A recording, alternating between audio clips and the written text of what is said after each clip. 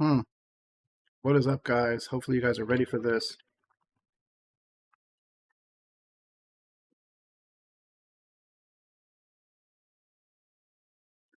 Just give me a minute, just getting the stream up and going. Hopefully you guys are ready for this one today. It's going to be a nice and easy one.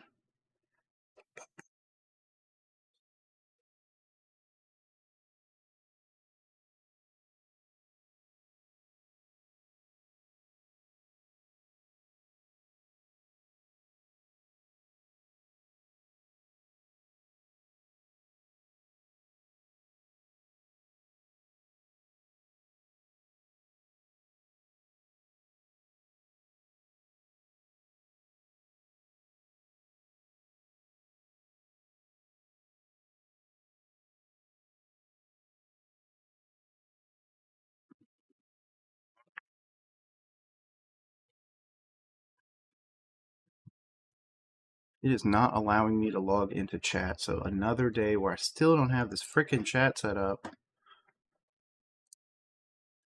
It tells me it has all the chats, but oh well. Well, I got it up. I can at least see YouTube chat for today. I'm hoping to at least get this TikTok chat, or I'm sorry, this Twitter chat in there as well, but I don't really know best way to do that. So it's going to be a bit tough. So just give me 1 second.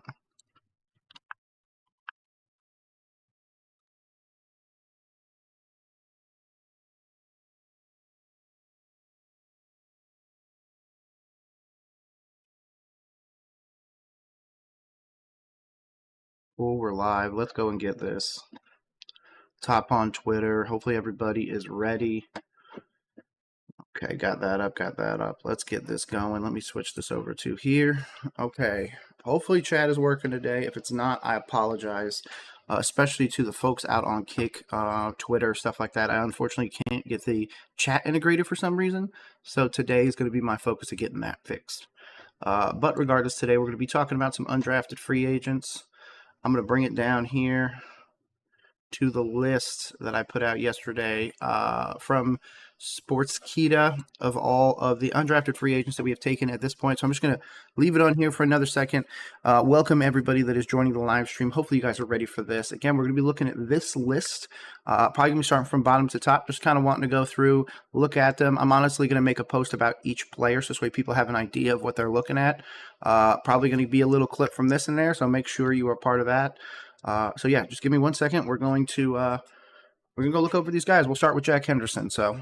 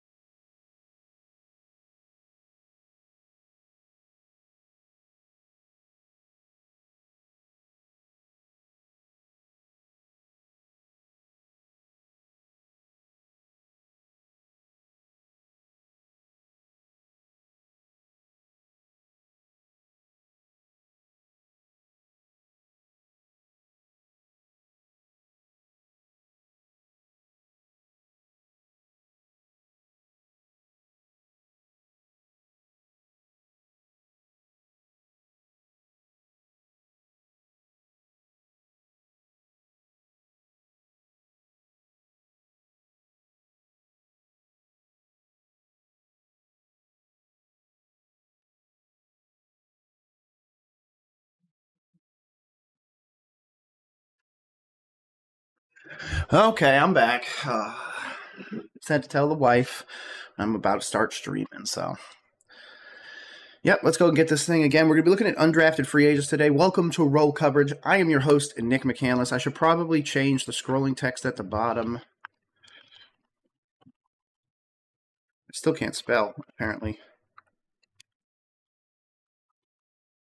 I know it says NFC South, but I'm really going to be focusing on the Carolina Panthers today. In fact, you know what? Let's just change it.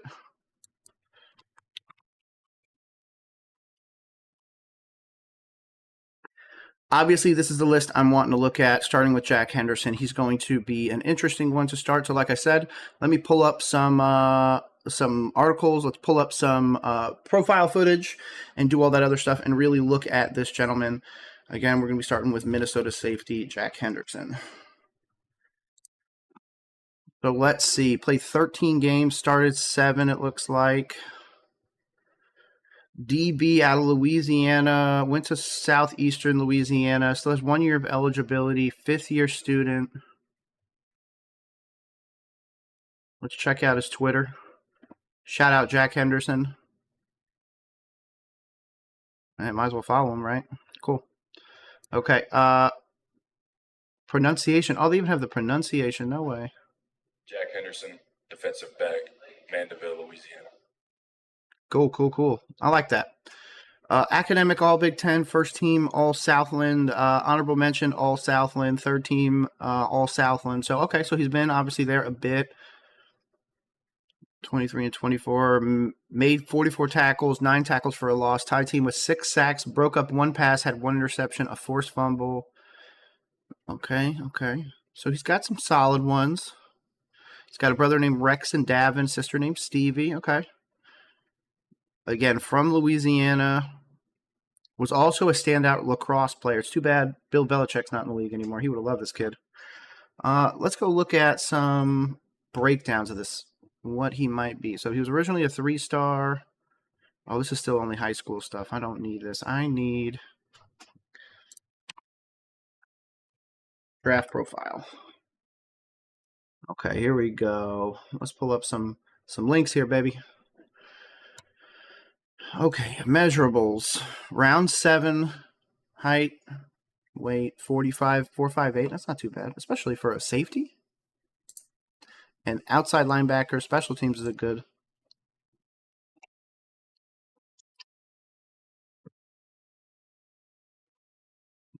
Okay.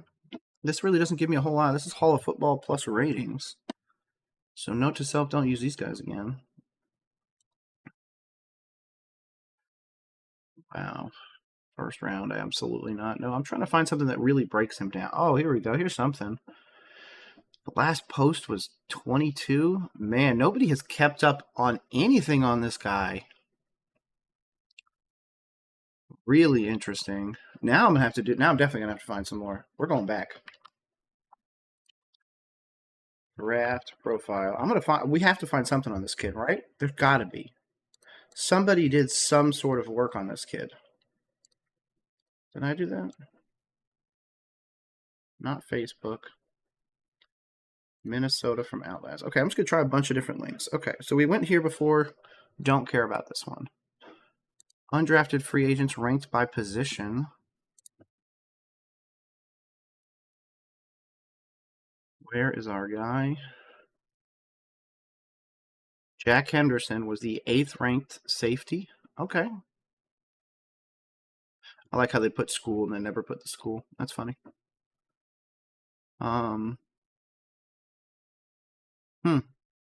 Okay, so some people at least are trying to see something on him. Again, nothing that I can click on, so not a whole lot of people have done their due diligence on this kid.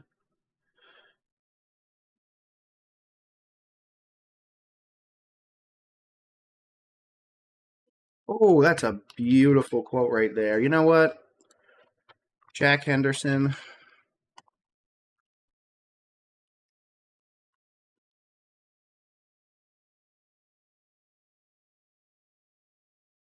Let's see.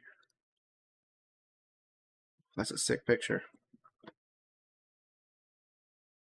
Oh, that's his profile picture.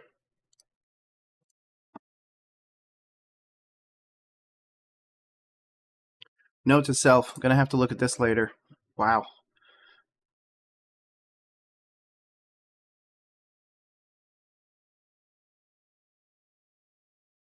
Yeah, I'm not even gonna mess with this website then. Gopher Gurus. Ignited a goal. It was like 2009, 2010 in one of my 2nd or 3rd grade classes. Anytime we had an assignment or anything. Okay, Henderson. Can't remember a time where football was not a part of his life. Oh, he grew up being a Saints fan, being from Louisiana. Good to know. Being a Carolina fan might be able to change that. To get the contact back, I picked up lacrosse. Okay. I've always had a physical nature to me because I was spending time in the box a lot in lacrosse. I was playing midi, so I was running the ball down from defense. I was playing defense, and I was also attacking. So, yeah, definitely got great for the footwork and hand-eye coordination because there's two sides to the game. There's a physical toughness of playing defense and taking hits when you can obviously just become a finesse player too, right? You can shy away from contact if you want to, but I always reel if you want to, but I always real physical on defense. I'm always real physical on defense, I'm assuming was what he was trying to say. When I was coming back from an injury in my junior year, good to know. Still 6'1", 6'2", 160, 170. Then he balloons up to 200, 205. Okay, so he got McNeese State in a few different places. Okay, so honestly, we don't have any information on this guy for the most part. Sorry, my balls are sticking. It's too hot in this room. Oh, finally, somebody has something. This is at least worth the read. 6'3", 210-pound senior who serves as a primary nickel in Minnesota's 4-2-5 packages. He played 3 seasons at Southeastern Louisiana, establishing himself as a 3-time All-Southland Conference performer during his time with the Lions. Entered the transfer portal following the 2022 season. Lines up at NB and SAM positions on the majority of snaps, but also sees time at free safety. Possesses valuable position versatility, high FBI, and a well-rounded skill set to compete for playing time at multiple positions across the back 7. Exhibits high-level toughness and competitive, as well as courage in the run when defending in the box or off the edge. That's good. Willingness to set the edge on the strong side. Okay. Flashes a quick trigger, and quality acceleration and burst to close when closing downhill and run support. Operates with solid instincts. Appears confidence blitzing through the interior or off the edge. Boasts dependable tackling ability behind the LOS and in open field. Exhibits excellent zone coverage and noteworthy ball skills. Develops a keen understanding of the hook and curl to flat defenders. Offers secure hands. Has some hip stiffness that negatively impacts his ability to open his hips in bump and run coverage. His sufficient play, speed, and range create some concern about his man coverage against the quicker, more athletic receivers in the slot. Could serve as an asset on special teams at the next level. He was a big nickel in the 4-2-5 defense. Henderson is a physical, athletic defensive back whose position versatility could transfer to the online position if he has 20 to frame. Okay. Okay, well, you know what? We're going to make a quick post about this while we're doing this.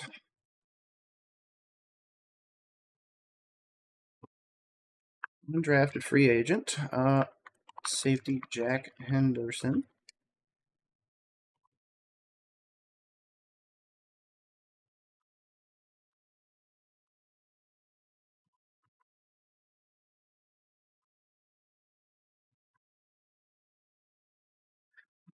I'll wait. No point in posting tweets while we're live. Might as well just keep going. Yeah, I hear he's probably playing free safety if that's the case. Yeah, you're probably playing him free safety. You're probably playing him in special teams. To be honest, there's probably 1 or 2 other places you're going to look at putting him as well. Whether or not it's assisting with Trevon Moehrig. We obviously go out and get another safety in the actual draft. So there's still a lot of potential. Overall, though, big nickel or a free safety. And especially being an undrafted free agent, it would be something that we probably wouldn't need to worry a whole lot about. Again, putting on to 20, 30 pounds, I don't really feel like he needs that since he's going to be a coverage safety. But then again, I need to look at like Justin Blackmon's size. 6'1", what does he play at? 210, so they're not really that far off. Oh, they're actually the same weight. So they're really close to the same size and weight. It's whether or not they're going to be able to play the same on the field. So for that reason, he's not really going to get a high grade for me. But you know what? If we're going to stick with a guy like Jack Henderson at safety, I'm fine with that. Gives us a little bit of flexibility, means we don't have to go out there and necessarily rush to a Justin Blackmon, but it does mean that we really need to watch the high-end coverage. We need to probably play too high or something like that to really make sure that we are not losing out. Because he could also get beat down the way. I know a lot of people are going to be concerned because he's a white corner or a white safety. So there's a lot of things there as well. Okay, let's see about this one. Mike Reed, 6'1", 200, free safety. Also another free safety slash special teams player, 4'5", 240. Oh, that's not an official time. That's what they project him. Oh, wow. Again, these lower end, I say lower end, but they're probably fantastic players at the next level. They can absolutely be fantastic players, at least I think. East and Lombard earn NFL spots. Still nothing. I need to find. Let's go find Reed.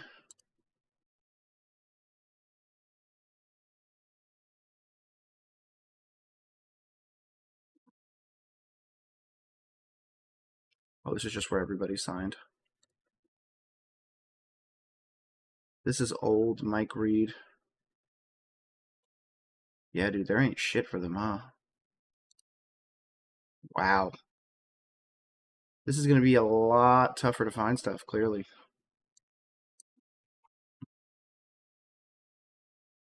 Yeah, because there's nothing. I mean, he's only 21. What?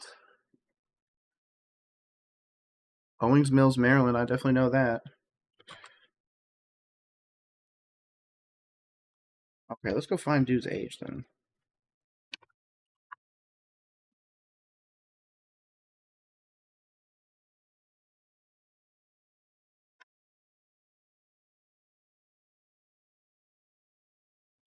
Man, they don't give nothing on these guys. It says he's a senior, but I can't find his just birthday. They don't link his Twitter, so it's not like I can use that to go find him.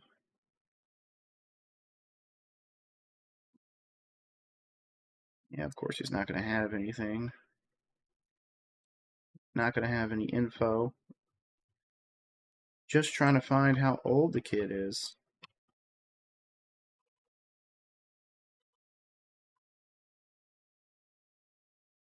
That's the old guy. Yeah, it doesn't appear to be a public birthday. Interesting. Okay. I mean, he's a senior whose age is a bit aloof. NFL draft, Mike Reed.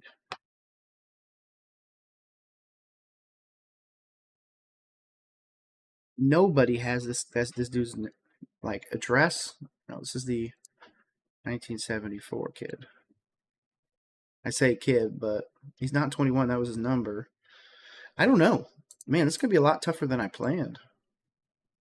I guess I'm going to have to go to a lot of people's number one guy that's going to make the team. I can't say his name, so I'm not even going to try and butcher that. I'm going to try and find some place that'll actually tell me his name. 221 out of USC, 6'1" senior, went to Centennial High School. Why does that sound familiar?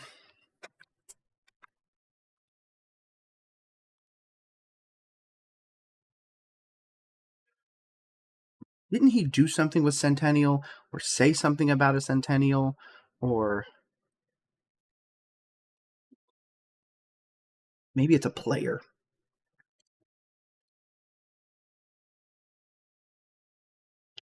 Nope. Unless it's this, but even then. Oh, so they played in the same thing. So it is. Okay. So that means he played out there in the Dave Canales like zone. That means he played out there with Nalo, aka Tedderell McMillan. That means he most likely played at some point with Bryce Young, being so close in age. Now, obviously, let's look at what he did senior year. First team All Mountain West, started 13, 110 tackles, fourth in the Mountain West in total tackles, ranked 13 in the FBS in solo, 36 in total, added 7 TFLs, a fumble recovery, had a career high 18 tackles against Air Force. Concerns me a little bit because obviously the level of competition. It was the most tackles by a Bulldog since 2014. Had 4 double-digit tackle games. Look at the competition though. Sacramento State, New Mexico, Air Force, NIU led the team. Okay, so obviously he's got quite a bit. but playing to the level of competition a bit, maybe. Obviously, we're talking about down here, Cali, all that other stuff. Went and played at USC. So that's another big concern. Obviously, prior to Fresno State and everything like that, doing that. Stats, career. Okay. Wait, it says he played one game and he had 9 tackles. That's not true. Yeah, what is. Okay, yeah, that's crazy. So, yeah, defensive last year, 110. San Jose State 4, Colorado State 4, Washington State 4. So, against the higher competition, 6 here against Michigan. At Michigan, though, that would have been tough. UCLA 7. So, I mean, he's at least going after the guys. That gives me something. What media opportunities do we have? Dogs picked up in free agency. None of these things matter. Okay, Nomura, I'm on board. Maybe as a depth player for sure. I don't mind having him behind a Trevin Wallace or Josie Jewell at all. I'm trying to see if I can actually find some more interesting stuff on him. Oh, here we go. Come on, my mouse. Fresno State linebacker Tuasivi Nomura took the road less traveled and the path looks to end in the 2025 NFL Draft. Starting off at USC, earned it as a valuable special teamer, but didn't quite the opportunity to break out on defense. Once he made the jump to Fresno State, though, he became a first-team All-Mountain West star. Windy City Gridiron spoke with Nomura about a stellar 2024 season, becoming a team captain, and how his brothers helped him become a big hitter on the football field. This past season, being first-team All-Mountain West, being one of the top guys in the nation as tackles, what went into that season? Basically, that it was my final year. I'd been in college for 6 years, and I was finally getting the opportunity to go out and be myself on the field and play the role that I felt I've always been able to play. I was realizing that this is the time to go out there and do that. Okay, coming into the year, they got named team captain. What did that honor mean to you, and did that change the way you approach being in the locker room in any way? Most definitely. I think it brought a bigger role for me. Not only did people trust me, they also respected me in a different level. Even though some have looked up to me, so I knew I had a different role. They had to. When they chose me as captain, I wasn't just playing for myself. I was definitely playing for everybody else. Okay. So at least he's got a bit. The biggest concern that I heard so far is I've been in college for 6 years, means he's probably a 25 or a 26-year-old linebacker. So if he's going to come out there and do something, he's going to have to do it basically like this year. When you left USC, what went into your decision to go to Fresno State, and what was that transition like when you first got there? I wasn't really talking to too many people when I got in the portal. I knew former Fresno State linebacker coach Tim Skipper from UNLV when he was recruiting me out of high school, so we had already connected there. One of our spiritual guides for the team of USC, he was a person who was familiar with Fresno State. He played there. He knew a lot of people who did, and he was helping me throughout the process to figure out what I wanted to do. He just put it in my head, go take the visit. I think it'd be a good spot for you. I took the visit and I loved it. I love the culture. I love the staff. I love the players. And I had a great time with Coach Jeff Tedford and definitely Coach Skipper. Okay. When I watch you, I see the physicality and the willingness to hit that few can match. How do you develop this mentality? Yeah, I think it was instilled to me as a kid. My dad has raised us all to play football. He coached us and trained us growing up, and he always saw the game as being more physical than your opponent. We did a lot of hitting drills and eventually just grew on you where I have to be more physical than my opponent. I think that stuck with me as I went throughout the years playing football. Speaking of, shout out if you are out there. In fact, you know what? Let's just do this. We'll pull it up on my phone just in case.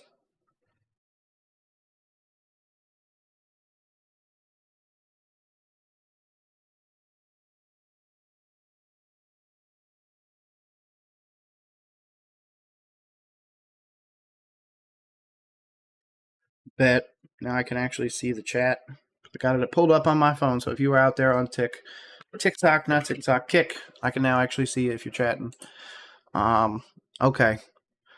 You've got 4 brothers, right? I can imagine you guys were probably getting after it growing up in those hitting drills. Oh, yeah, most definitely. And as everyone started getting older, the older one would always have to be the hitting dummy. You'd have to just put your pads on and take a hit sometimes. Okay.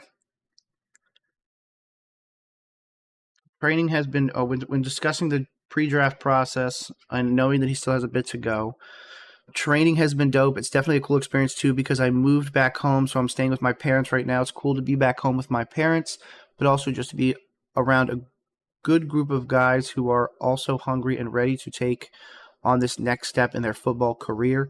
Training with a great group of people. Everybody's driven. It's good to be around people who have the same goal as you, and it's just an overall cool experience. I think it's flown by super fast. Okay. Let me try and adjust this way. Maybe it might be a little bit more centered. Oops. Let me just check and see what it looks like. I mean, you can see that pretty good. So I think I'm pretty happy with that. Let me adjust this for all you vertical viewers. Jesus, I don't even know how to speak today.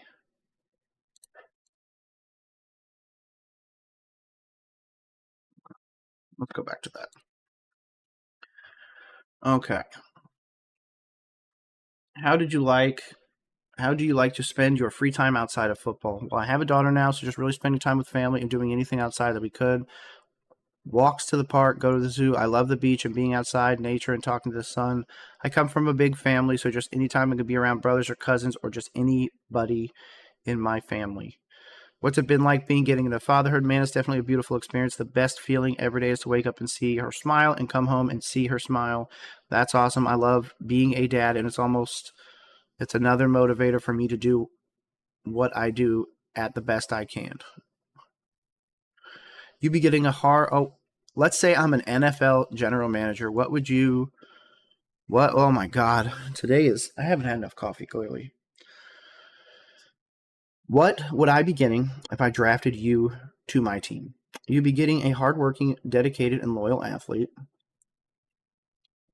You tell me to something to do, and I'll go do it. I'll figure out a way to do it. I have a motor like no other. I think you can compare my motor to Junior Seau. I'm sideline to sideline. As long as I get the opportunity to go out there and show what I can do, I think anybody would appreciate my abilities out there on the field. You know, I saw somebody talking this guy up a little bit earlier, and I might be sold on him, if I'm going to be honest with you. This is pretty solid, man. Just this article right here. I mean, we're not going to get a whole lot on a lot of these undrafted free agents, it seems like, but this is a good start to it. It's going to be something I have to come back to. So I'm sold on him. So you know what? We're going to be...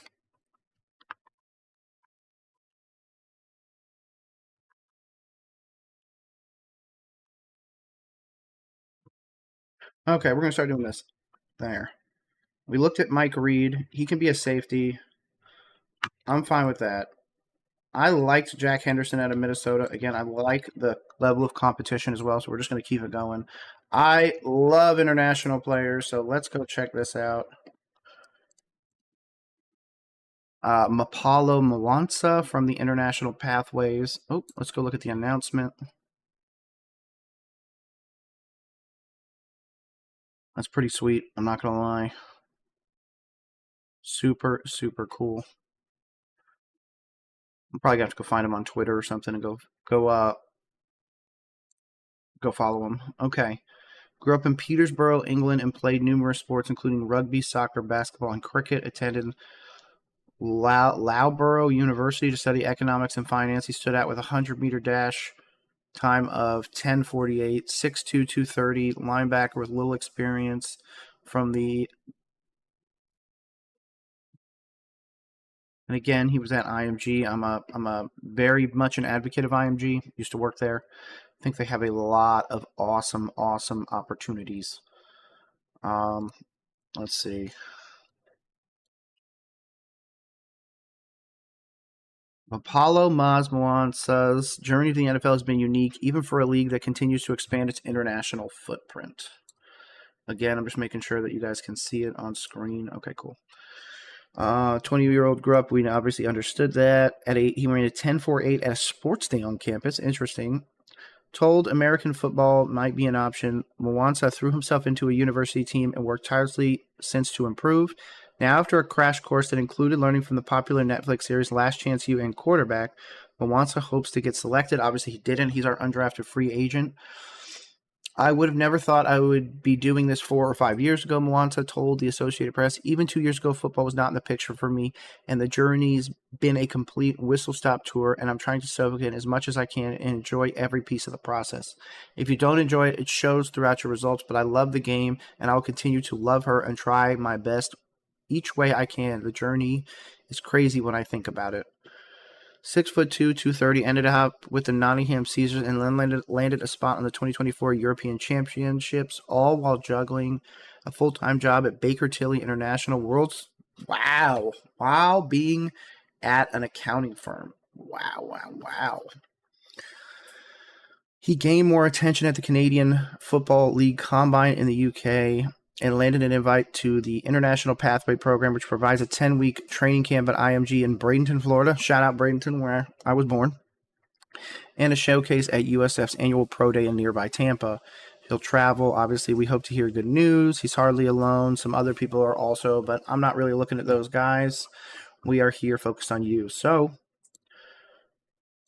obviously, there's only so much information on these guys, so I can't really sit here and do that. Oh, here's some information on it. Okay, they announced the IPP class of 2025 featuring 13 athletes representing 12 nations. Established in 2017, the IPP program identifies elite global talent with the aim of providing selected athletes the opportunity to improve and develop their skills and ultimately earn a spot on an NFL roster. Starting in January, obviously they already did all this, so they've already been to their 10 weeks at IMG Academy in Bradenton. Then they get to go to the USF Pro Day to show it in front of NFL club scouts. Jesus, I cannot speak. Players can be signed as a free agent or, if eligible, selected during the draft. Each NFL club is permitted one roster spot exemption for qualifying international player. At the time qualifying, international players are eligible to sign a 17th practice squad roster spot reserved for international athletes. Okay. So you know what? I'm in. He is a long-term developmental prospect, but I'm in. Let's look at SMU defensive linemen. Let's go pull up all these. Let's find anything I can. 24, you're not going to give me any information. You're not going to give me any information. Okay, I just opened like 7 or 8 different things. Let's see. Jared Harrison Hunt. Okay, started and appeared in all 14 games, career high 42 tackles, 8 tackle for a loss, 6.5 sacks, an interception, 6 tackles, and a win against Boston College. Recorded season best 2 sacks on Virginia. Oh, wow. Previous schools, interesting. Defensive lineman being able to get 6 sacks. I mean, that's pretty solid if I'm not going to lie. Let's see. Prep. Consensus 3-star prospect by ESPN. Consensus top 40. Number 3 player in the state of New York when he was coming out. Regardless of position. Rated 4. Rated 2 by ESPN. Wow. So he was something coming out of high school. Did a true freshman at Miami. You know what? Let's look at this Miami before then. Saw action in 13 games. Finished with 26 tackles. Wow. Yeah, look at that. Look at the trend, for example. 1 season, career debut of Bethune-Cookman. 8 games, 1 start, 17 tackles, 6 tackles for a loss, 3 sacks. Okay, red shirt at Miami. Solid. You're 2020. Well, obviously, it's 2025 now. 11 games, 8 starts, one of the top contributors, 18 tackles, 6.5, 2 sacks. So a concern. It's kind of fluctuating. Saw action in 9, made 2 starts on defense, 16 tackles, 4 tackles, 2 sacks. I mean, he's still getting the sacks. 2 starts on defense, played 9 games. Saw action in all 13, 11 starts, 26, 3 tackles, and a pair of sacks. Yeah, maybe he is more of a developmental guy long term. He obviously was something coming out of high school, but you can't just trust this one thing. Yeah. And as much as I want to be like, oh my God, you did so well. Like let's look at solid competition. No, none, one assisted tackle, no other stats. 5 total tackles, 4 assisted, 1 solo, no other stats. Stanford, who isn't even that great, 1 tackle for loss, no assisted. That's it. Duke, 3 assisted. That. So I understand. I'm looking at maybe I'm. You know what? A lot of people are gonna say that I'm scoreboard watching. Hunt snaps. Let me see if I can find this. NFL Draft Buzz normally does it. And just in case, you know what? I actually already have NFL Draft Buzz up. So let's just scoot over here. 48640, low rating, 88, 42 tackles, no forced fumbles, 6.5 sacks. Yeah, I don't. And especially at the age, going to be 25 by the time the season starts. Let's see. Rated a 3-star, all this stuff that we were just looking at. So he only logged 494 snaps that year. Let's see his total snaps. College snaps, 2,000 snaps over 6 years. I don't like this. I'm out. I'm not even going to waste my breath. I'm going to be honest. Yeah, he's in my bottom tier. No, he's out. UCLA's tight end Bryce Pierre. Bryce Pierre snap.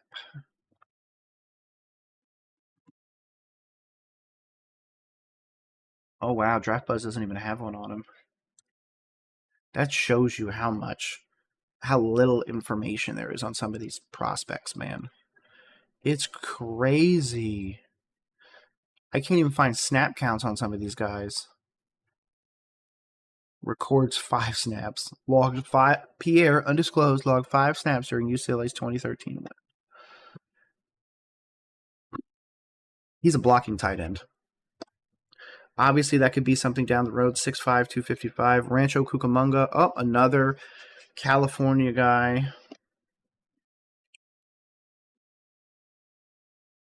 23, 6 starts. Yeah, I saw the stats. I'm not the biggest fan. He's a blocking tight end. Yeah, Bryce Pierre. Sorry, buddy. You barely have anything in there, but I don't really have anything on you. I'm going to be a nah on him, especially with the 2 that we have. Now, this is the one that I have been waiting to do. Mr. Muhammad. Mushin Muhammad. Whatever you want to call him. I am super happy that he is an undrafted free agent for the Carolina Panthers and was not allowed to go someplace else. Let's see. I'm trying to look up his snaps. Draft Buzz. There we go. Okay. Charlotte, love to see that. 6'1", 195. I think he's got so much potential. Saw the field in 10 games, 2 passes for 23 yards, first touchdown reception at McNeese, 1 catch for 20 yards, and a win at Florida. Graduate student is a good answer. That means that he is incredibly smart. I actually kind of like this, if I'm going to be honest with you. Especially as a developmental one. Put him out there behind Horn or something like that. Ooh, I like it. I think he did a good job. I'm going to go follow Moose on Twitter, man. Let's go. I'm going to get it. Okay, Moose, I'm sold on. I love the fact that he used to play for us. Terry Godwin. Wow, I haven't heard that name in a minute. I was like Chris Godwin or Terry McLaurin, but nope. Possesses average size, filled out to his frame over the course of his junior year, and is unlikely to top out at much more than 200 pounds on the next level. He has also been a top performer and productive at multiple 7-on-7s during the offseason prior to his senior season, quicker than fast, and is able to create space via route running and change of direction. Oh, yes. Again, I didn't really need anybody to sell me, but 448 on this kid, I am sold. Only 1,000 snaps at the next level. So yeah, I'm taking Mushin. I like Mushin. Okay, now running back. This one's going to be an interesting one because I do have an interesting video to make today, specifically regarding the running back position and specifically for the Carolina Panthers. Because we've been having a bit of a discussion behind the scenes, me and a few of my friends. There's a recent, we'll say, conversation that happened with Dave Canales and Dan Morgan, where it was reported, and there's a direct quote, you can see it and everything like that. I believe it was during one of the press conferences, where they said that they believe that Chuba and Rico Dowdle were like war daddies. Big, thick guys that are able to run down the field and be able to make a lot happen. Then we take Travis Etienne, one of those. We take one of the Etiennes, the only one that's available. Doesn't he more accurately play like a Jonathan Brooks? And if so, does this mean that this is the end of Chuba Hubbard? I don't know. I'm not going to go too much into it, but just my thought process. We're not talking about him, though. We're talking about this guy right here. Mr. Kyron Lynch Adams, 5'10", Warren G. Harding, sixth-year running back. 3 years at UMass, 2 at Rutgers before finishing at Michigan State. 57 collegiate games, 18 at Rutgers, 27 at UMass, 12 at MSU, 17 starts. He rushed for 2,537 yards and 18 touchdowns on 575 carries, 50 receptions for 373 and 1 touchdown. Accumulated nearly 3,000 all-purpose yards in his career, 2,998. Wow, too short. That's pretty cool. Earned his bachelor's from UMass in African American Studies. I like that. I like guys getting their degrees and really being worried about what happens after football. So this I'm happy about. Warren, Ohio. Again, we're not going to have a ton on this. So developmental running back, depending on what we have. I don't know. He's our only running back on here. So for that reason, I'm probably out on him. The only reason why I say that is because I've got Chuba, I've got Rico, I've got ETN now, and I have Jonathan Brooks coming back in 26. So I don't need to add any extra weight to this running back room. I feel like there's already so much there that it's going to take a bit of time for us to figure out truly who's going to take that. Running back 1 position, running back 2 and 3. Now, obviously, we're moving on a little bit. We're going on to Isaac Gifford, the safety out of Nebraska, 6'1", 205. We obviously need a coverage safety, so that's a big concern for us. Okay, obviously, scholarly guy, really focuses on everything citizenship team. I like all that. Started all 13 games in his final with 73 tackles, 4 tackles for a loss, a pass breakup. Led in tackles in 6 of the games. He ended his career with 240 tackles, the 3rd highest by a DB in school history. He also played in 57 career games. Holy shit.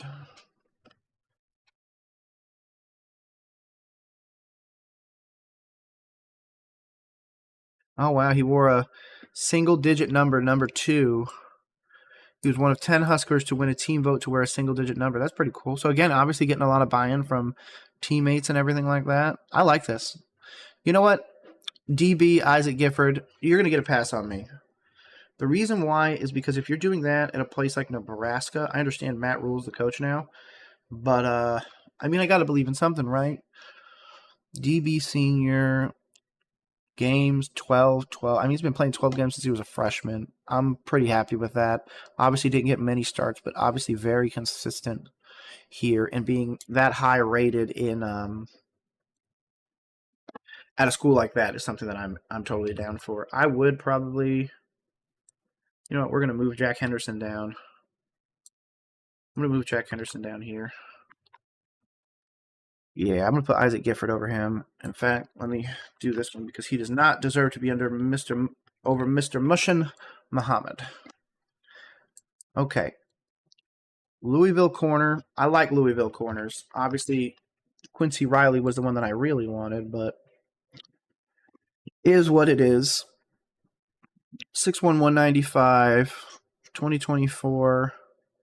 Okay, so he's got a decent amount of, physical stats, I mean. I need to see snaps, though. That's at this point, undrafted free agents, I need you to develop long term. Let's see if this will come over and give me anything. Of course, it will not because PFF is a piece of something. I don't think I'm going to find a whole lot of information, and I don't want to run highlights because then YouTube's going to freak out. Okay, I guess there's really not a whole lot that we can do here.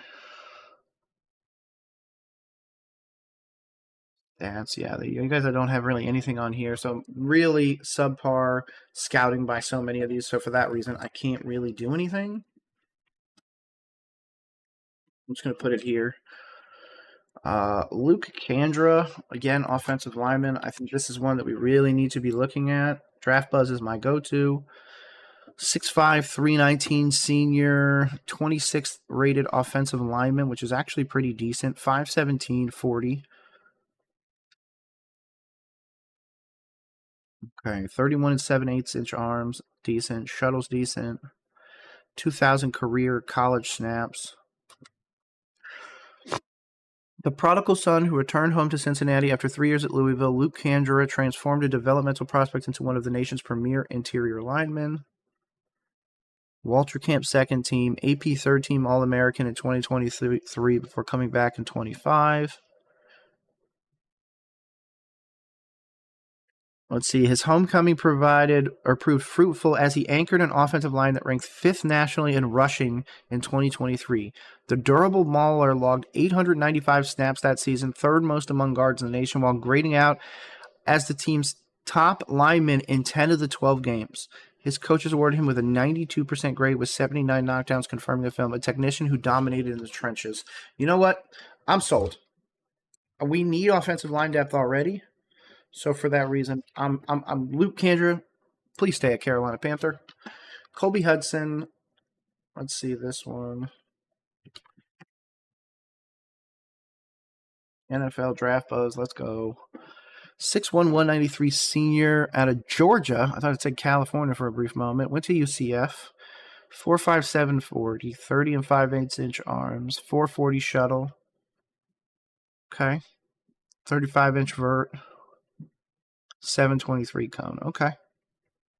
Almost 2,400 snaps. Ooh. QB rating when targeted 94.8. Ooh. That is tough. 78 rated. Let's see. Born and raised in Georgia. 4-star recruit. Garnered attention 4A before having an eye-popping season with... Oh, so he was a quarterback. He's a wide receiver. Oh, so they converted him. Oh, okay. Because this says after posting an eye-popping junior season with 3,386 passing yards and 38 touchdowns through the air and another 1,400 yards and 18 scores on the ground. So he was clearly a quarterback converted to wide receiver. Hudson's journey took a significant turn when he transferred to UCF after 2 seasons with the Tigers, where he began to show promise as Auburn's leading receiver in 2021. Huh. Wow. The move to the Big 12 didn't slow his progression and earned back-to-back honorable mention all-conference selections while amassing 91 for 1,670 and 12 touchdowns in his final 2 campaigns. Okay, started all 12 games, leading the Knights with 47 receptions, 770 yards, and 4 scores. Standout performance was TCU's 6, 145, and 2. I mean, they got destroyed in the Natty a few years ago, so obviously UCF wins the Big 12.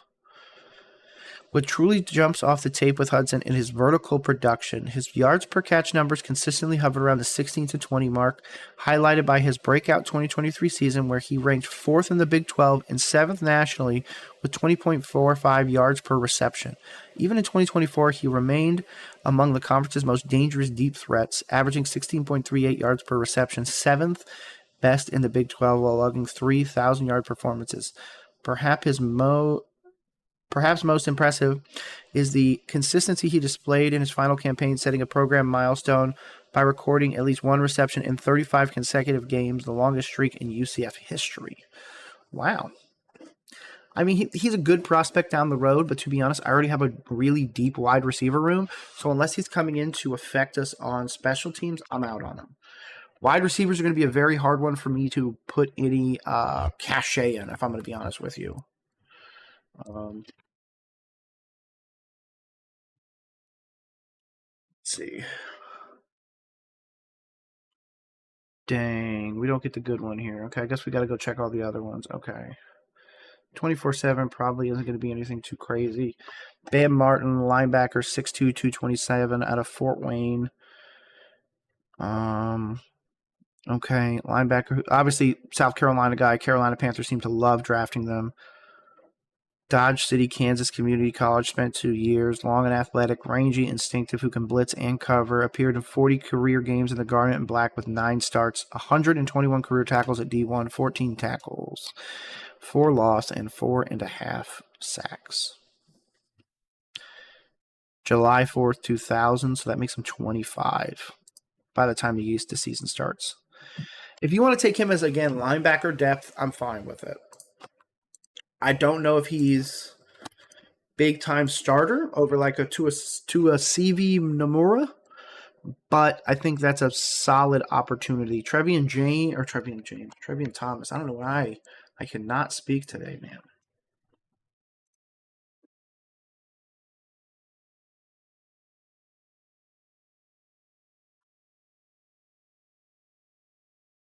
Wait, what? His Twitter profile says that he's studying to fix cancer? Okay, you see this, right? Then you come down here. My uncle passed away from cancer when I was 16 years old. I spent hundreds of hours researching how to avoid and find cancer naturally. Is this dude a doctor? You know what? Ark State Red Wolves. Let's go look at this. Safety senior out of Americus, Georgia. 13 games, 11 starts, 91 tackles. Also led the team in 2 interceptions, 2 fumble recoveries. Season high against South Alabama. Another one that I don't know if I necessarily have all the information on. I understand it's hard to pass judgment at that point. I mean, I'm essentially scoreboard watching at this. Solid production against Michigan, though. At Michigan, 9 tackles. I mean, that's 8 solo as well. That's, you know what? Production. Let's go here. Let's find Trevion Thomas. I'm going to put him in the second one. Okay, now let's move over to a place kicker, which I don't know why the fuck we're even looking at a place kicker, but you know what? Ryan Fitzgerald. Let's go to Draft Buzz. I prefer them. Obviously, he's not a burner. 5'11".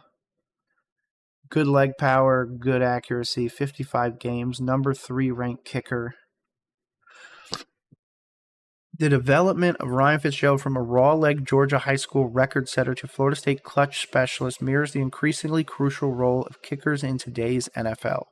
After rewriting the Georgia prep school record books with 51 career field goals, including 8 from 50-plus, Fitzgerald arrived in Tallahassee as a 5-star Coles prospect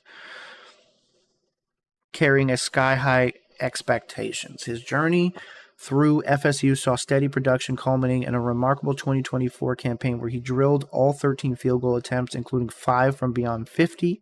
His 59-yarder against Georgia Tech stands as the longest field goal in ACA conference play history, while his 56-yarder against North Carolina set at the Doak Campbell Stadium record. Most impressively, Fitzgerald's 2023 season showcased his reliability, converting 19 of 21 while maintaining a perfect PAT. Beyond the raw numbers, Fitzgerald's legacy at Florida State is cemented in the record books. 3rd all-time with 6 50-yard field goals, 4th with 178 made PATs, and 5th with 352 total points scored. His steady improvement trajectory suggests a kicker who is now only entering his prime. You know what? I just dogged this dude, but I think it's because who was the kid years ago that got drafted, like, what was it, 3rd round or something like that from the Seminoles? Yeah, I don't think he plays in the NFL anymore. But hey, maybe that's just me. Okay, let's see if we can get any of the good. I swear we can never get any of these good, like, breakdowns of anything. Oh, he has NIL?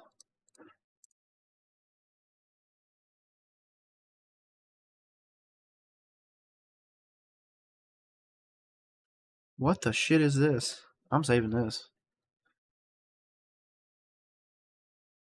Cool. Started 13 games, the first 4 at center, remaining at strong guard, 762 snaps, 40th career start against Texas, more than any individual on the roster. Wow. Career high PFF run rate block of 82.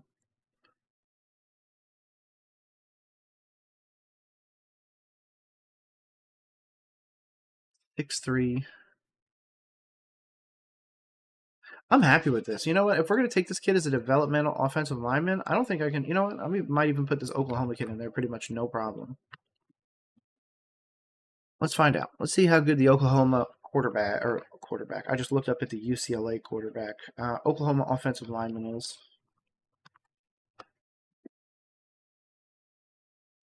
Once again, don't get the one that I want. Tarquin 6'6" out of Ocala, played for USC, switched to Oklahoma. He's a redshirt senior. 7 starts, 4 starts at right tackle against a few different ones, 3 starts at left tackle. Did not play versus Maine, Missouri, or LSU due to injury.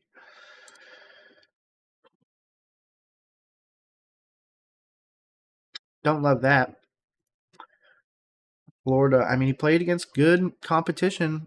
Again, Oklahoma, I'm probably going to put, you know what? I'm going to put him in the middle. Could he have something with us? Absolutely. Mike Reed. Didn't I already look at Mike Reed's on here twice.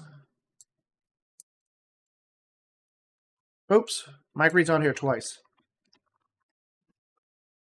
Okay, let's go look at this kid. UCLA Bruins.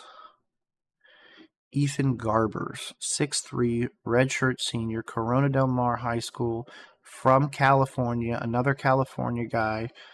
Starco Brands LA Bowl offensive MVP. First ever Big Ten Offensive Player of the Week. Wow.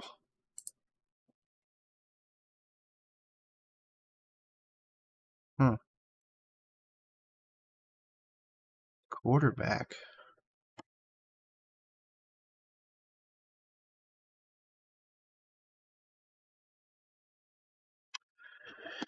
Yeah, I mean, I guess if this guy is your backup, I'm fine with that. But yeah, no, I'm not talking about a quarterback. We have Bryce Young. This is a non-starter for me, unless he's coming in to help out. As a backup, and he understands that, then I don't really care about his thoughts about anything. Okay. Last one, Jacoby George, wide receiver out of Miami, 5'11", 172. I hate that size, guys. Small guy, fast though, 4.44, outside X receiver. He's not playing X at this team. We got this guy now. Let's see the age difference. 22. Okay, so Tedero is even younger. So yeah, no. Definitely not. Let's see, 1,500 career snaps. Burst in the scene as a junior, notching 864 and 8 touchdowns. Third team All ACC. His pass began. We racked up 1,000 yards and 12 as a junior. Injury plagued sophomore season. Exploded as a junior. Starting 12 games. 15.1 yards per catch. Let's see this. Undersized frame, I agree. That gives me a 99% of my concern. Lacks ideal play strength. That's the size problem. Concentration drops 6 and 2023 are a concern. Needs to improve consistency securing. Yep, no, I'm out on you, guy.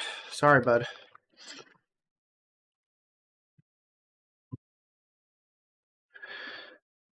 Yeah, okay. I'm cool with that. These are our undrafted free agents that I went to. Let's review the list that I went on. I'm sold on linebacker, wide receiver, safety, 2 offensive linemen, and to be honest, let's replace the kicker. Let's just be done with this.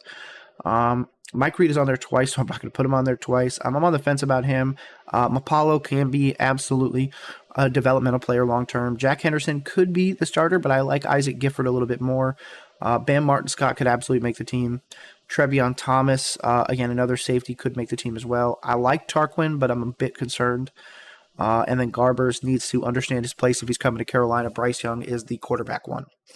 I'm out on Jared, Harrison Hunt, Bryce Pierre, K'Ron Lynch Adams, Corey Thornton, Kobe Hudson, and Jacoby George. Really, it's because I don't feel like K'Ron is the long-term running back 3 or 4. He's not going to be able to affect the defense because he obviously plays running back. I mean that way, and special teams. That's the word I was looking for, not defense. So I don't really think he's going to be that helpful on defense, special teams, or anything like that. Corey Thornton could be. Bryce Pierre could possibly be a tight end 3, but I don't really feel like carrying 3 tight ends, especially since we might make a move for like a Dallas Goedert.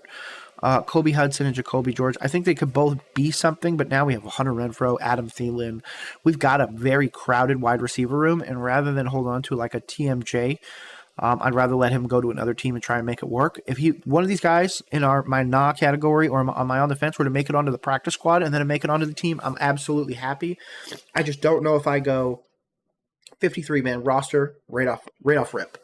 I'd rather put these guys on the 53-man than some of our other guys that we have. So that, for me, is a bit of a concern. Let's move on with this. People just liking my stuff. Appreciate you guys. Now let's go look at some Carolina Panthers news. I want to go out there. I always sort by new because you know what? I got to see what's coming up. Oh, Carolina Huddle has us as the NFC South champs. Oh, this is a forum. I'm not doing this. Nope. Where does Hunter Renfrow fit in the new look wide receiver room? That's a great question. If I'm going to be honest with you, I'm not a Renfrow fan, but so many of the fan base seems to just be over the moon about this guy that I don't think there's really a way I can avoid it. If he makes the roster, then we're obviously not. We're not doing anything too crazy. Oh, let's see.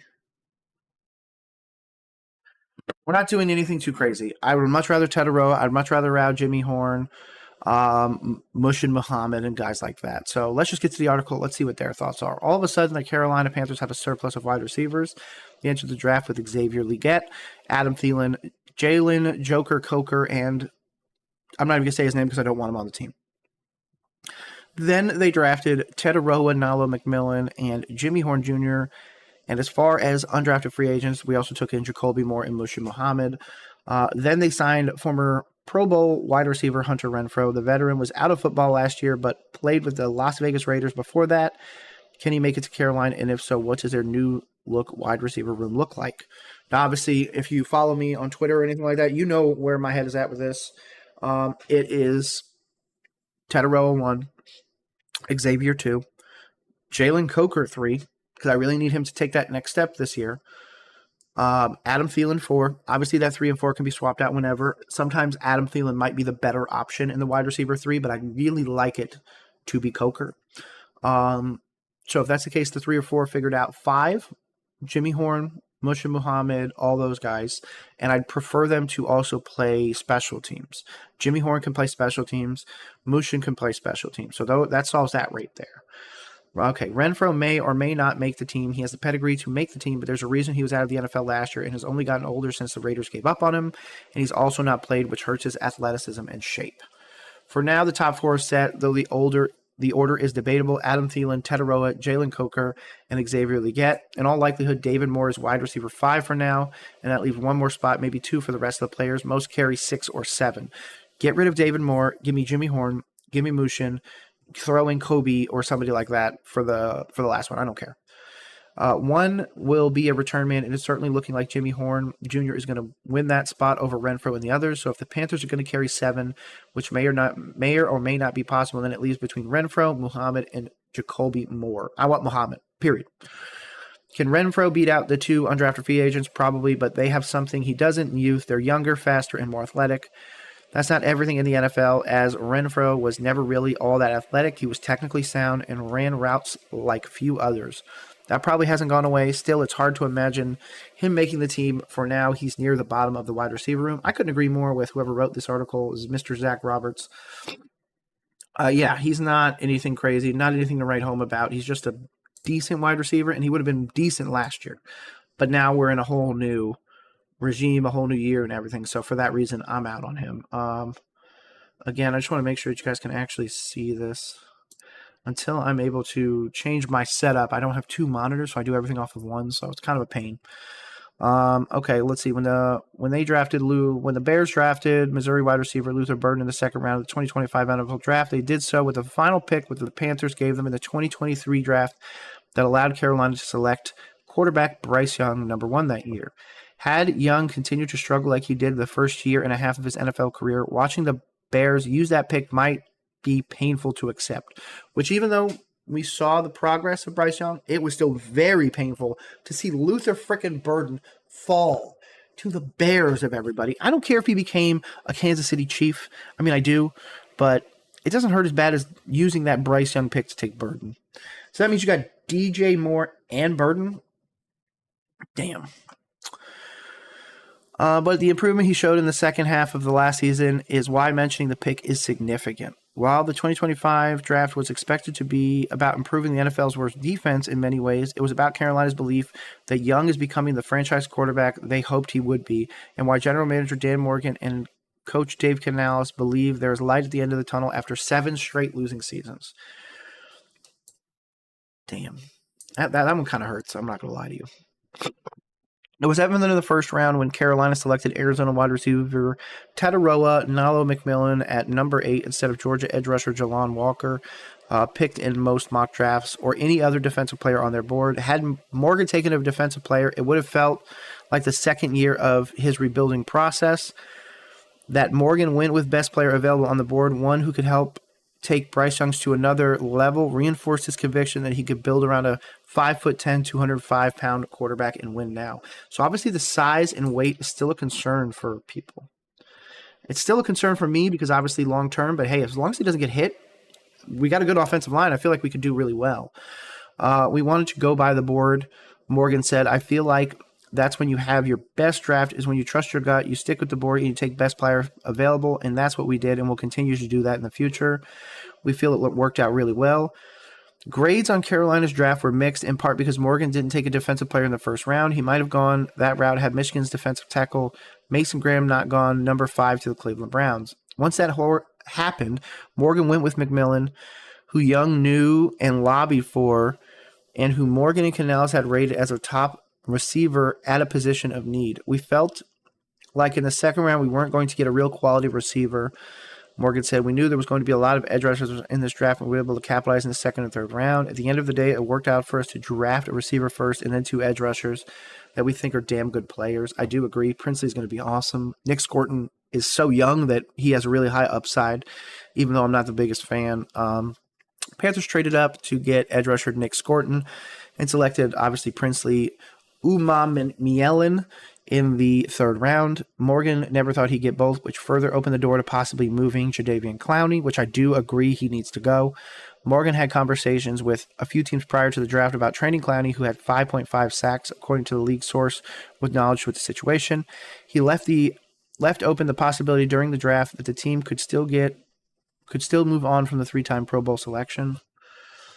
Again, there's the draft recap. Mitchell Evans, that's really the one that I dislike the most. And given my most recent thoughts on this pick, I think it's going to really flesh out in a way that people aren't prepared for. That reinforced his conviction to build for the long haul around young, dynamic players, something he didn't have the luxury of doing last year when he and Canales were both scrambling to fill needs in their first season together. Let's see. By the way, shout out to everybody on Twitter. Shout out to everybody on Kick and everybody else. I appreciate you guys hanging out with me today. I'm probably going to cut it a little bit short today. Probably end this stream at about 10:30 Eastern Standard Time, so I still got about 25 minutes. Just culture fit guys. Canales said of what Carolina got this year. We got guys that fit our culture and play the style we're looking for. But getting 2 edge rushers didn't begin a run on players to fix a defense that gave up the most points in NFL history and ranked near the bottom of the league in sacks and quarterback pressure. Sorry, I got a heater under my desk, so it's crazy hot in here now. With the first 2 picks in round 4, Morgan got Georgia running back Trevor Etienne, a player can help as a returner and reinforce the commitment to the running game that has already 2,000-yard rushers in Chuba Hubbard and free agent Rico Dowdle. He also added tight end Mitchell Evans out of Notre Dame with a 5th pick to give Young another big target, 6'5", 258, and closed Panthers draft with Colorado wide receiver Jimmy Horn Jr. in the 6th. Morgan also filled 2 more needs of the defense with Ohio State safety Lathan Ransom and a 4th-round pick in massive Florida defensive tackle Cam Jackson in the 6th. But this wasn't anywhere close to Matt Rule's first class in 2020 where Carolina used all 7 picks on defense. This class is balanced with 4 picks used on each side of the ball. Morgan was able to do this large part because he believes in Young and didn't feel the need to fix one side of the ball as he did with the offense a year ago in free agency and in the draft. Morgan also showed he has grown as a general manager, hiding his interest in upgrading the receiver room by constantly talking about how happy he was with the group during the pre-draft process. The first time was the selection of McMillan, who played for Young's high school rival and had a random throwing session with Young prior to the draft. Of course, I'm going to pick his brain and get his thoughts, Morgan said of Young's role on the selection. Bryce is a big part of this organization, and I'm glad we committed and got it done. Young was excited about the pick. So was McMillan, who was perplexed as anybody as why Young struggled his first season and a half in Carolina. He's been the best player at every level, McMillan said of Young's pre-NFL career. Obviously, the past couple years he struggled, and I was surprised, but he's one of the best players I've ever seen in my life. Towards the end of the last season, you saw a glimpse of his greatness, and it looks like he's finally got his swagger back, finally got his confidence back, and I feel this is the year where Bryce will explode, and I'm happy to be a part of it. Man, that is a glowing endorsement by Jalen McMillan. Glowing. Now, one of the things I wanted to look at up here is they were talking about, according to a league source. So this is on, okay. The future of 3-time Pro Bowl outside linebacker Jadeveon Clowney with the Carolina Panthers is up in the air. The Panthers had talks about trading the top pick in the 2014 draft by the Houston Texans prior to the draft. Oh, wow. That remains an option after Carolina added 2 SEC edge rushers in Nick Scorton of Texas A&M and Princely Umamielen of Ole Miss on day 2 of the draft. Carolina's general manager Dan Morgan was non-committal on 2 separate questions Friday on whether Clowney, 32, was a part of their 2025 plans. We're still working through the roster, Morgan said. We're still talking through things, obviously. We're focused on the draft right now and what's in front of us. Is in the final year of a 2-year, $20 million deal signed with us in the offseason, set to make $13.775 million against the cap on 5.5 sacks. Panthers currently have 6 edge rushers on the roster with Clowney, Wanham as the returning starters. Also bring in Patrick Jones II for a 2-year deal after 20 after drafting Scorton and Umamielen. They also have DJ Johnson, who only had half a sack in 5 starts after being selected in the 3rd round. We're just kind of working through things, Morgan said. We're working through the draft. We're focused on that. We're going to reassess it after the draft and go from there. Okay. So this at least tells us that most likely Jadeveon Clowney isn't a part of the future. I'm assuming that's what that means. Oh, of course you're not going to let me see it because you guys suck. Okay. Let's go look at our team then. Football. Carolina Panthers. Let's go look at the news. See if there's anything new. David Newton. We all hate David Newton, right? Isn't that the guy that everybody hates? Pretty sure it is.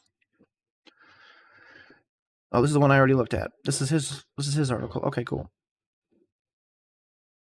Tracking 5th-year options. I think we picked up Ickey's, right? That's the only one we have to pick up. The Panthers are picking up the 5th-year option on the left tackle, guaranteeing a projected $17.756 in 2026. Carolina did wait until after the draft, in which it didn't add a tackle, to pick up the option on a player who remains somewhat of a project in pass protection. I agree. I think that's why we're not really going crazy on pass protection. Obviously, a lot of other guys are getting their 5th years, so quite a bit going on. I still don't love this. I'm sorry. Just not a fan. Is this only a video? Yep, it is. Only a video, looks like. Pros and cons. Ooh, let's look at the pro and con for Mr. Tetaroa. This is going to be interesting. Why they picked him. As much as the defense ranked in the NFL in 2024 needed help, McMillan's talent was too much to pass up. The receiver named T-Mac reportedly ran a 4.4 840, fast for a 6'4", 219 player. He'll give quarterback Bryce Young speed and a much-needed possession receiver he didn't have in last year's first-round pick Xavier Legette. Biggest question, will the Panthers be able to fill big needs on defense after passing on edge rusher Jalen Walker at number 8? McMillan was productive in college, but he's still somewhat of a project in terms of becoming a consistent deep threat and a true number 1 receiver. Man, fan base gonna love this.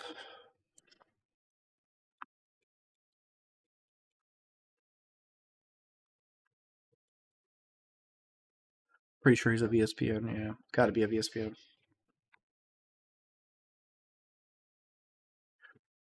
Let's see. Let's make everybody happy.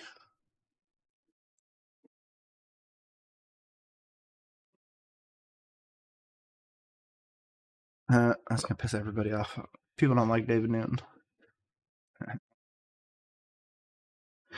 Well, let's see what people think about that. Yeah, I do think it gives him a really true great X. I really wish we could see the thoughts on the Ransom pick, because that's really one of the guys that I believed in. In fact, Latham. It's Lathan Ransom. I always do want to do Latham Ransom for some reason. I'm looking for his snaps. I'm looking for the NFL draft lows. There we go. Okay. Safety, 6 foot. I understand he's an older safety, and I have been very critical of that, but 4.53 at 22.9 means he's going to be 23 during the season. First contract, especially being there, that means he'll finish his contract by 27, 28. You get one final contract where you pay him 15, 20 million a year, and you're done. So yeah, I think this could be really good. 2,200 snaps at the next level. Again, special teams is another place he did do a whole lot of help, so remember that. Ransom emerged as one of the nation's premier safeties during his 5-year career at Ohio State. 5 years at Ohio State's pretty awesome. Let me try and see. Turned down offers from powerhouses including Alabama, Oklahoma, and Georgia. His journey at Ohio State wasn't without setbacks, with a broken leg in the 2021 Rose Bowl and a Liz Frank injury that cost him 5 games in 2023, but his perseverance paid off dividends in his final season when he helped the Buckeyes win the Natty and get first-team All-10 big honors. Ransom's development from special teams contributor to defensive cornerstone was methodical, with his physical style of play becoming his calling card. The Sal Point Catholic product racked up 152 career tackles, more than any other player on the 2024 Buckeyes roster, including 97 solo, showing his ability to close in on ball carriers with authority. That physicality extended to his opportunistic play, forcing 3 fumbles and recording 14 passes defended during his college career. His improvement trajectory steadily climbed, with tackle totals of 38 in 2021, 74 in 2022, before limited injuries in 2023. After returning for a 5th year, Ransom saved his best for last in 2024, recording 76 tackles, 9 for a loss, 3 forced fumbles, and helping anchor a championship defense.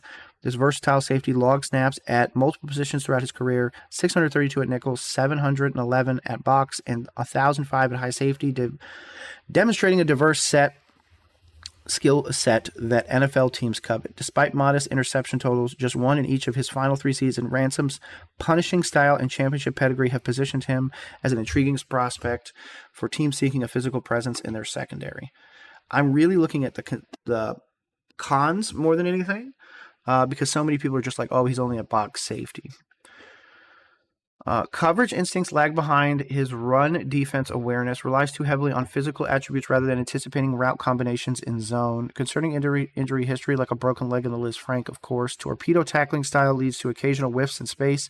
Sacrifice form for impact at times, resulting in highlight reel hits, but also frustrating misses. Okay. Ball production doesn't match his overall defensive impact, just 3 interceptions. Across his suggests limitations tracking the ball in flight. I disagree. Heavy feet and transitional movement limits main coverage ceiling.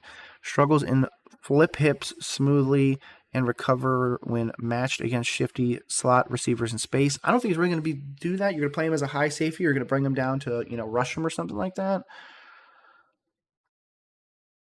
Let's see. His draft position likely lands him in mid-day 3, which is what he was, but Ransom could quickly outplay that valuation for teams that deploy heavy sub-package looks requiring interchangeable secondary pieces. Several defensive schemes stand out as natural fits as Baltimore's create pressure packages, Pittsburgh's physical division of labor in the secondary, and New Orleans multi-safety personnel groups. Within the right system, Ransom has the tools to earn a specialized role immediately while competing for a more significant position by his second season. Championship DNA and special teams impact proves additional value that could secure him a roster spot while the coaching staff develops his coverage abilities. Okay.